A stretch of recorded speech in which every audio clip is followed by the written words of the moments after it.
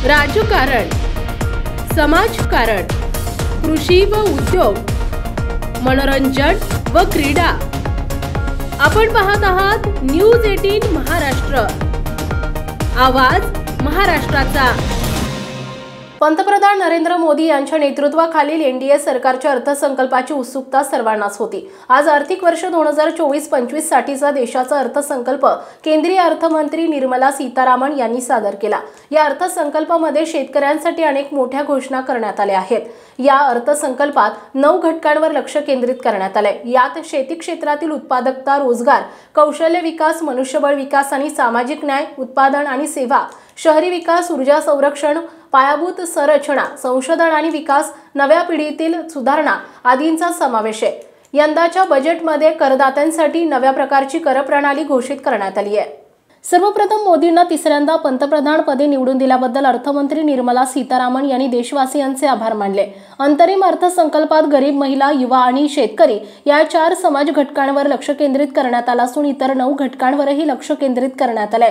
यात शेती क्षेत्रातील उत्पादकता, रोजगार आणि कौशल्य विकास, मनुष्यबळ विकास आणि सामाजिक न्याय, उत्पादन आणि सेवा, शहरी विकास, ऊर्जा संरक्षण, पायाभूत संरचना, संशोधन आणि विकास, नव्या पिढीतील सुधारणा आदींचा समावेश आहे। मोदी 3.0 सरकारच्या पहिल्या अर्थसंकल्पात शेतकऱ्यांसाठी मोठ्या घोषणा करण्यात आल्या। निर्मला सीतारामन पुढे म्हणाल्या की कृषी आणि संलग्न क्षेत्रांसाठी 1.52 लाख कोटी रुपयांची तरतूद केली आहे। याचा कृषी क्षेत्राच्या विकासासाठी मोठा फायदा होईल।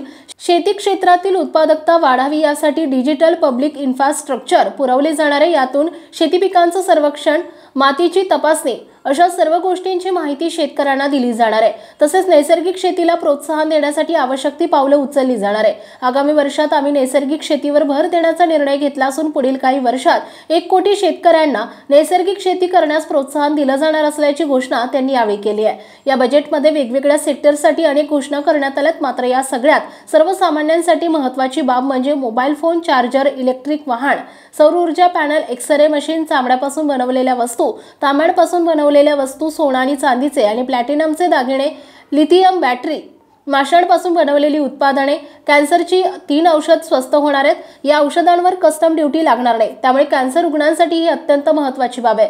तर पीव्हीसी फ्लेक्स बॅनर महाग होणार आहेत। पंतप्रधान आवास योजनेसाठी यंदाच्या बजेटमध्ये खास प्रयोजन करण्यात आले। पंतप्रधान आवास योजनेअंतर्गत शहरी गरिबांसाठी महत्त्वाची घोषणा करण्यात आली आहे। शहरी आवास योजनेसाठी 10 लाख कोटींची तरतूद करण्यात आली आहे। 1 कोटी शहरी गरिबांसाठी घर बांधणार आहेत। मध्यमवर्गीयांना सुद्धा या योजनेचा फायदा होईल। आता टीडीएस वेळेवर न भरणं गुन्हा असणार नाही। यंदाच्या बजेटमध्ये करदात्यांसाठी काही घोषणा करण्यात आली आहे। नव्या कर प्रणालीत स्टँडर्ड डिडक्शन 50,000 रुपयांवरून 75,000 करण्यात आले। 3 लाखांपर्यंतच्या उत्पन्नावर कर लागणार नाही।